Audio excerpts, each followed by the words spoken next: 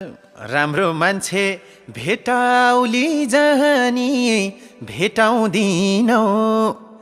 मैले झै चाहनी गालबन्दी जति हो तिमीले तानेर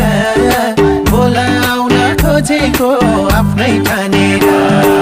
गालबन्दी जति हो तिमीले तानेर